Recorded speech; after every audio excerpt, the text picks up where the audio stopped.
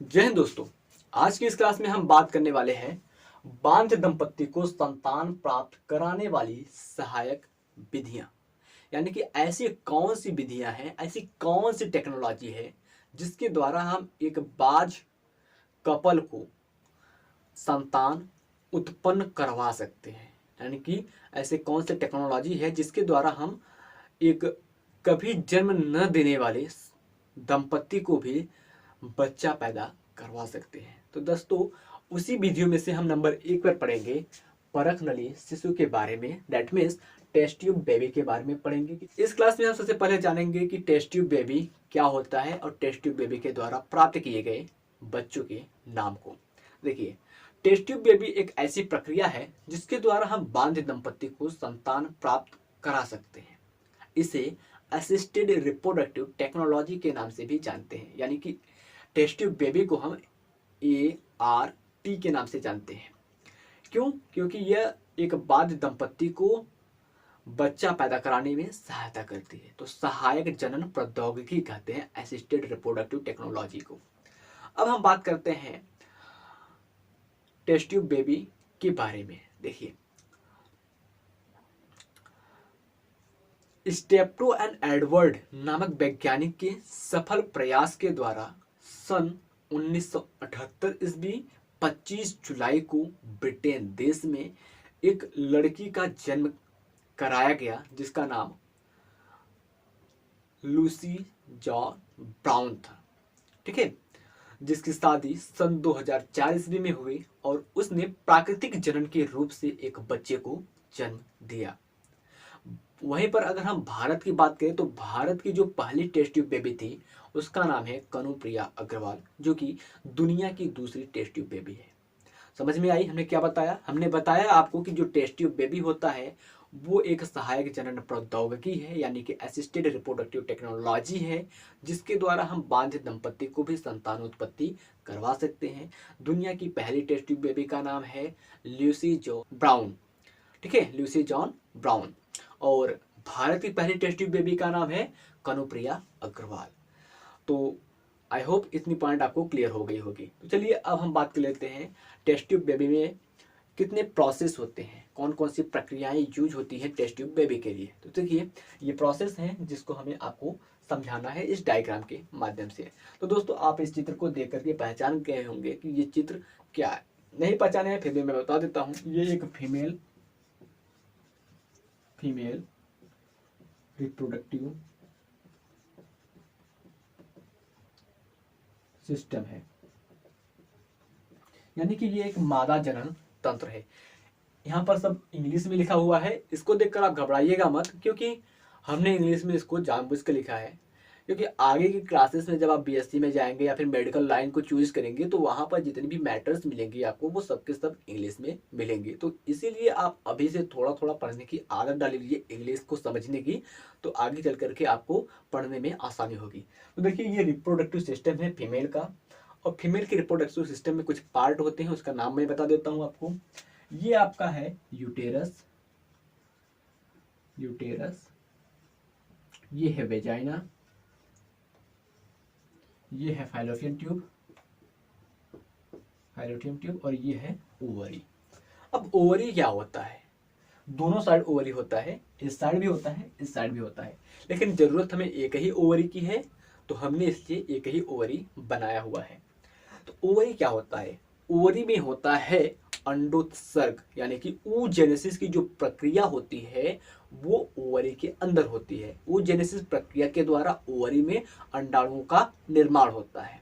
ठीक है, और सामान्य रिप्रोडक्शन की बात करें, यानी कि जैसे आम इंसान जनन करता है उसकी बात करें, तो उसमें क्या होता है कि जब अंडाणु में अंडाशय में अंडाणु बनते हैं तो उन अंडाणुओं को फिम्ब्रिस जो होती है, फिम्ब्रिस यानी कि जो फिंगर लाइक स्ट्रक्चर होती है, यहाँ पर देखिए जो फैलोपियन ट्यूब है उसके एंड में फिंगर लाइक स्ट्रक्चर पाई गई है। तो वो फिंगर लाइक स्ट्रक्चर एग को कैच कर लेती है। ठीक है, कैच कर लेती हैं तो वो एग आ जाता है यहाँ पर एम्पुलरी रीजन में, जो खाली जगह बचा होता है फिम्ब्रिस के ऊपर, उसको हम एम्पुलरी रीजन कहते हैं। इस जगह को हम एम्पुलरी रीजन कहते हैं। तो यहाँ पर वो एग आ जाता है, और उसी समय जब सेक्स की क्रिया होती है यानी कि संभोग की क्रिया होती है तो जो मनुष्य में नर होता है तो नर का जो शुक्राणु होता है वो यहाँ से प्रवेश करता है यानी कि वेजाइना से प्रवेश करते हुए यूटेरस में होते हुए वो फैलोपियन ट्यूब में आ जाता है। ठीक है, फैलोपियन नलिका में आ जाता है। अब फैलोपियन नलिका में आएगा तो जो एग होता है वो रहता है एम्ब्रियोनिक रीजन में यानी कि यहाँ पर रहता है। अब ये जब यहाँ पर आएगा तो वहां पर वो निषेचन करेगा, फर्टिलाइजेशन करेगा, स्पर्म और एग फर्टिलाइजेशन करने के बाद ये बना लेंगे जाइगोट। ठीक है, जाइगोट बनाएंगे तो जाइगोट बनने के बाद इसमें क्लीवेज होगा। ठीक है, डिवीजन होगा, 2 सेल बनेगी, 2 से 4 बनेगी, 4 से 8 बनेगी, 8 से 16 बनेगी, 16 से 32 बनेगी, जिसको हम मार्यूला स्टेज कहते हैं। मार्यूला, उसके बाद ब्लास्टुला स्टेज होती है। अब उसके बाद वो डिवीजन करते करते पूरे फैलोपियन ट्यूब में मूव करते करते आ जाएंगे यूटेरस में और यूटेरस की दीवार पर इम्प्लांटेड हो जाएंगे, चिपक जाएंगे। ठीक है, ये सामान्य रिप्रोडक्शन होता है जिस प्रकार से आम इंसान करता है। लेकिन थोड़ी सी चेंजेस होगी यहाँ पर, थोड़ी सी क्या, बहुत ज़्यादा चेंजेस होगी यहाँ पर, यानी कि टेस्ट ट्यूब बेबी में। टेस्ट ट्यूब बेबी में क्या होता है कि जो फर्टिलाइजेशन होता है, पूरी की पूरी फर्टिलाइजेशन और क्लीवेज की जो प्रोसेस होती है वो होती है आउटसाइड ऑफ द बॉडी, यानी कि फीमेल बॉडी के बाहर होती है। देखिए कैसे होती है। तो सबसे पहले जो एग होता है ओवरी में बनता है, उस एग को ही हम बाहर निकाल लेते हैं, यानी कि secondary oocyte removed from the surface of fallopian of ovary. ठीक है, तो क्या है, फिर से देखिए, secondary oocyte removed from the surface follicle of ovary. Ovary से सेकेंडरी oocyte को बाहर निकाल लिया गया। अब जो सेकेंडरी oocyte होता है वही आगे चल के बनाता है ओवम।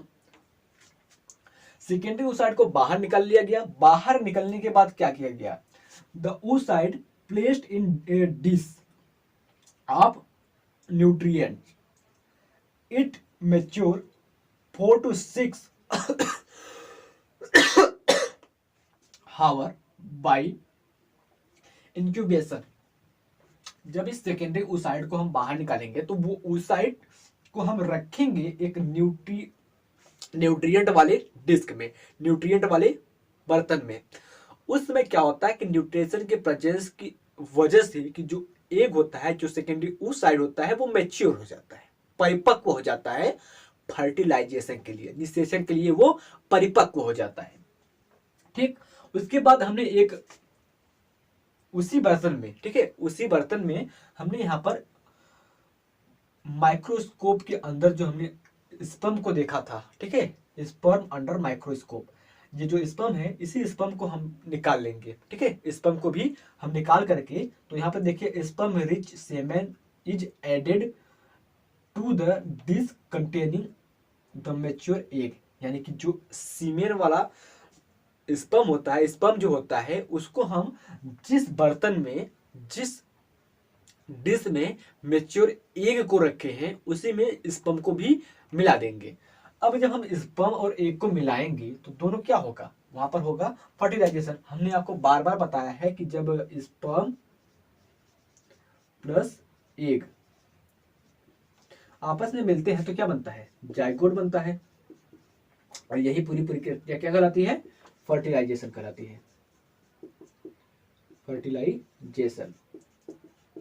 स्पर्म और एग के मिलने की जो प्रक्रिया होती है वो फर्टिलाइजेशन कहलाती है। यहाँ पर देखिए, ये स्पर्म है, ब्लू कलर का दिखाई दे रहा है, और जो रेड कलर का है वो ओवम है। स्पर्म और ओवम आपस में मिले और मिलने के बाद फर्टिलाइजेशन की प्रक्रिया हुई। अब फर्टिलाइजेशन तो हो गया, ठीक है, ये क्या है, फर्टिलाइजेशन है। फर्टिलाइजेशन जब हो गया तो जाइगोट बन गया, ये जाइगोट है। अब इस जाइगोट में क्या होता है कि the zygote is moved in a new petri disc containing nutrient culture adding its development, यानी कि जिस पात्र में, जिस बर्तन में स्पर्म और एग को मिलाया गया था, उस बर्तन में फर्टिलाइजेशन हुआ और जाइगोट बना। और उसी दौरान जाइगोट बनते ही उस जाइगोट को निकाल के उस बर्तन से एक दूसरे बर्तन में शिफ्ट कर दिया गया, और उस बर्तन में भी न्यूट्रिएंट थे। अब न्यूट्रिएंट थे तो जाइगोट जो था वो भी मैच्योर होगा। मैच्योर होने के बाद उसमें डिवीजन शुरू हो जाएगा, क्लीवेज शुरू हो जाएगा। जब क्लीवेज होगा जाइगोट में, तो जाइगोट तो पहले 2n सेल था, उससे पहले हम जान लेते हैं जो स्पर्म था वो भी हैप्लॉइड था n, और जो एग था वो भी हैप्लॉइड था n। अब जब 2n मिल जाएंगे आपस में तो बन जाएगा 2n, तो जाइगोट था वो 2n हो गया। अब इस 2n वाले जाइगोट में होगा डिवीजन, विभाजन। विभाजन के दौरान ये जाइगोट पहले 2 सेल में बटेगा, 2 सेल से बाद बटेगा वो 4 सेल में, इस प्रकार से 8 सेल में, 8 से 16, 32, 64, ऐसे प्रकार से वो बढ़ते चला जाएगा। तो वही बात हमने यहाँ लिखा है, in about 2 days the zygote divided into 8 cell and transferred into uterus. Zygote को हम दूसरे बर्तन में रखेंगे, वहां पर डिवीजन होगा, 2 दिनों तक उसमें हम रखे रहेंगे बर्तन में, और डिवीजन के दौरान वो 2 सेल बनाएगी, 2 से 4, 4 से 8, 8 16, 32, इस प्रकार से उसमें सेल डिवीजन होता रहेगा। और सेल डिवीजन के बाद हम उस सेल डिवीजन को, उस जाइगोट को जो कि एम्ब्रियो के रूप में बदल रहा है, उसको हम एक नली की सहायता से, एक टेस्ट ट्यूब की सहायता से फीमेल के यूटेरस में प्रवेश करा देंगे। इस प्रकार से फीमेल के यूटेरस में हम उसको प्रवेश करा देंगे। अब जब हम फीमेल के यूटेरस में प्रवेश कराएंगे तो जिसमें डिवीजन हुआ था, जो एम्ब्रियो बन रहा था, वो एम्ब्रियो आकर के यूटेरस की दीवार से चिपक जाएगा। अच्छा, हम काहे को इसको हम ट्रांसफर करते हैं यूटेरस में। पता है ट्रांसफर काहे करते हैं यूटेरस में?